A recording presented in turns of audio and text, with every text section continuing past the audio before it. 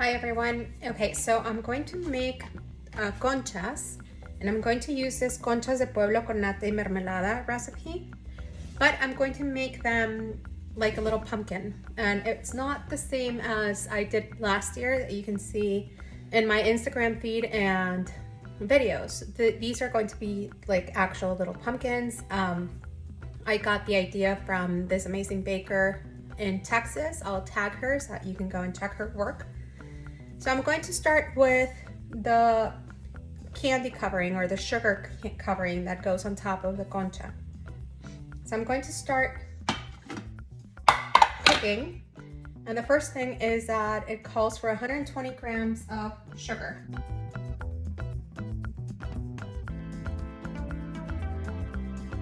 Okay, so we have 120 grams of sugar, and now we're just going to cover, and it's going to pulverize this. 20 seconds, beat 10.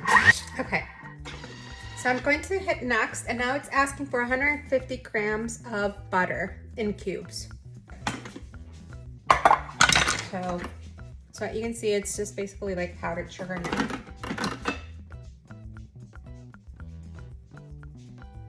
Okay, so we start adding the butter.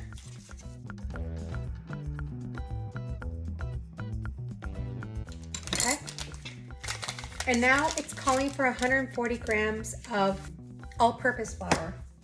So last time when I made these, I noticed that 140 grams of flour basically left the sugar covering the dough very soft, like very hard to handle.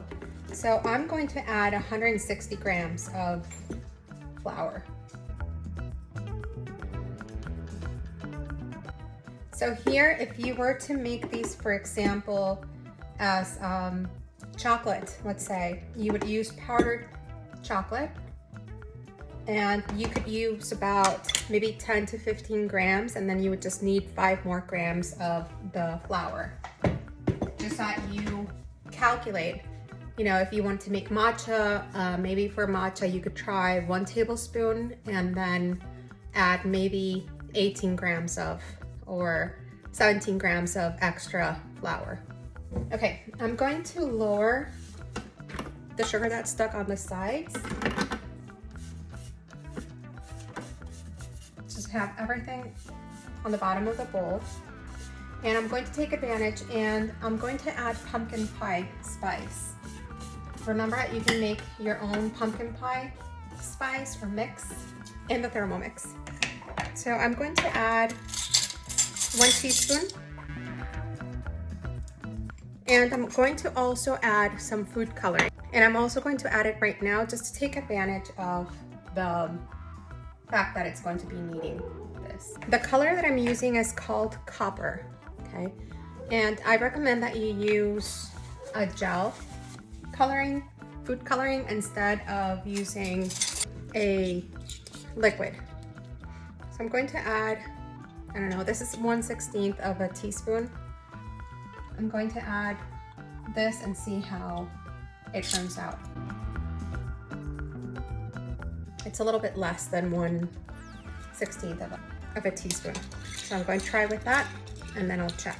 And then it also calls for 5 grams of vanilla, or you can use a vanilla bean. I would recommend just using like a good quality vanilla paste.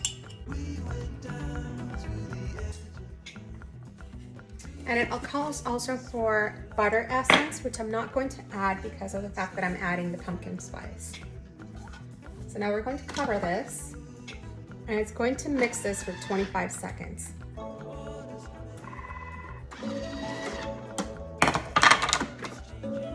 So this is what it looks like right now. I'm going to add a little bit more and mix again.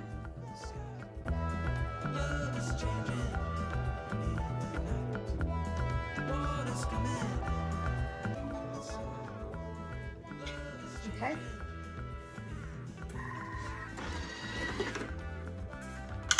And this is how it looks. And I think this is perfect for what I want. So I'm just going to transfer it to a bowl, and we're going to add it, place it in the fridge because it will help us be able to manage it better once we start to make the little pumpkin dough balls. So if you have a little bit left on the bottom like that, you can just go ahead and put it back in. Go to your main menu and then go to turbo and do a couple of seconds of turbo.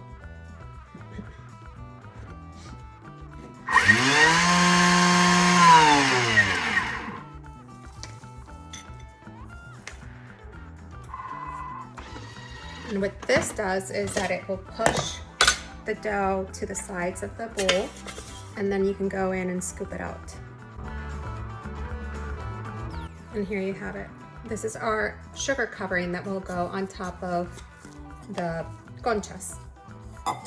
So I'm just going to refrigerate it while I make the dough. Okay, so the nice thing about this recipe is that you don't have to wash the bowl before continuing with the recipe. So now we're going to add 120 grams of milk.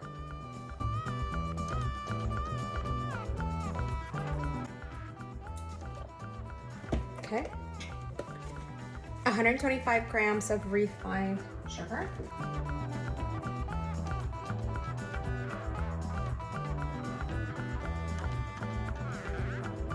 $11 grams of instant yeast, and this is the one that I use, the bello rice.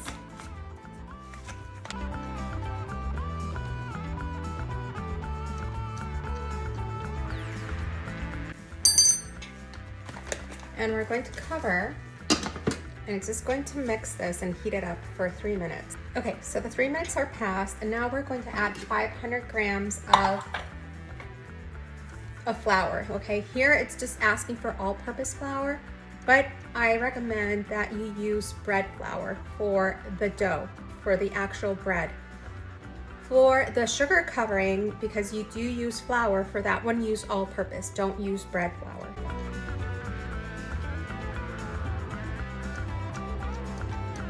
Okay, so I have the 500 grams of flour, and I'm going to use bread enhancer. Bread enhancer, this is the one that I get in Mexico, but you can buy it on Amazon. So what this does, it allows, or it gives the bread a longer shelf life, let's say. So if you're using this, just go ahead and follow the directions. For this one, for example, I have to use 1% of the total of flour. So I'm going to use 5 grams.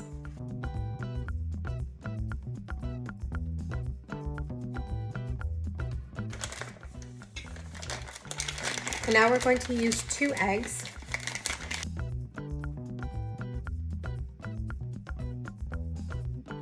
Now it's calling for 25 grams of vanilla essence.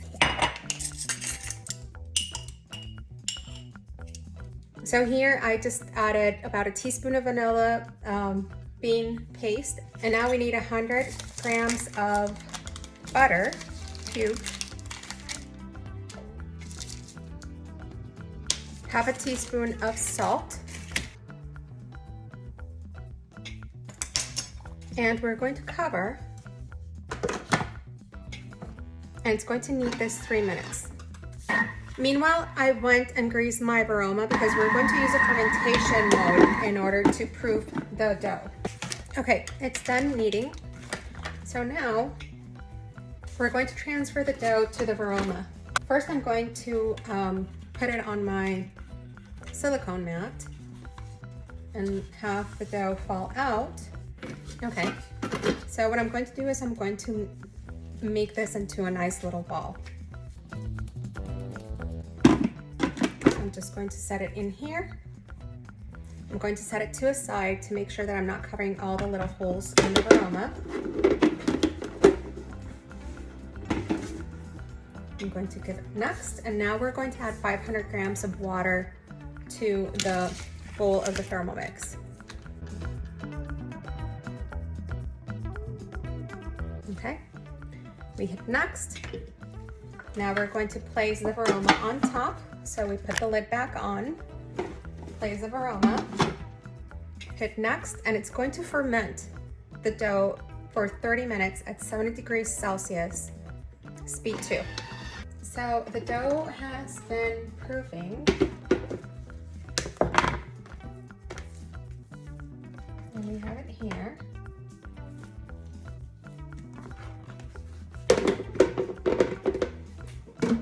So now what I'm going to do is I'm going to divide this into 10.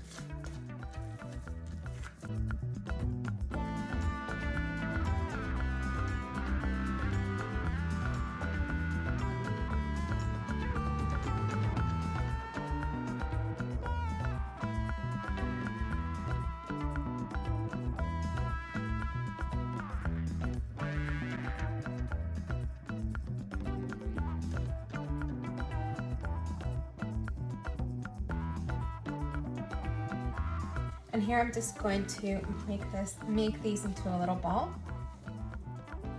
making sure that they end up like this with the little creases in the bottom, and you can just basically pinch them.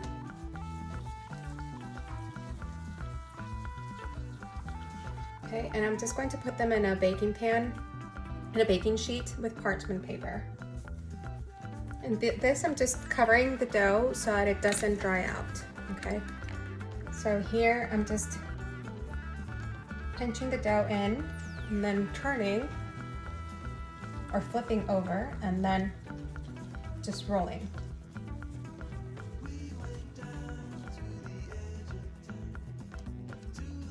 Okay, so we have our little balls of dough like this.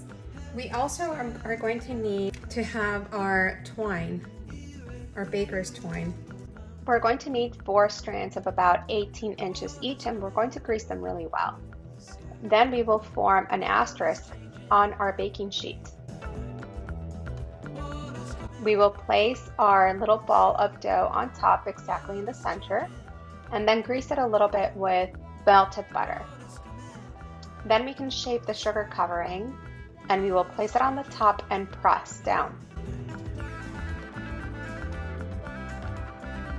Once we have shaped our sugar covering, now we're going to create the little knots on our baker's twine. Just try to keep it as equal as possible in the distance between each little strand. Try not to tighten them too much because we are still going to let them proof for about 30 minutes before we bake. Once we make the little knot, now we can cut the extra edges or ends of the twine. Now just create little marks in between each little section of the pumpkin. This will help the conchas look more like pumpkins. And now we just repeat with all the rest of the conchas. Okay, so this is how they look right now. So they're going into the oven at 330 degrees Fahrenheit for 25 minutes. As they come out of the oven, you're going to let them cool down, and then you can remove the knot and carefully remove each one of the little twines. If you have issues removing them from the bottom, then you can use a little toothpick just to help you remove it completely. If there's any fibers left behind by the twine, then with the same toothpick, just make sure to remove them.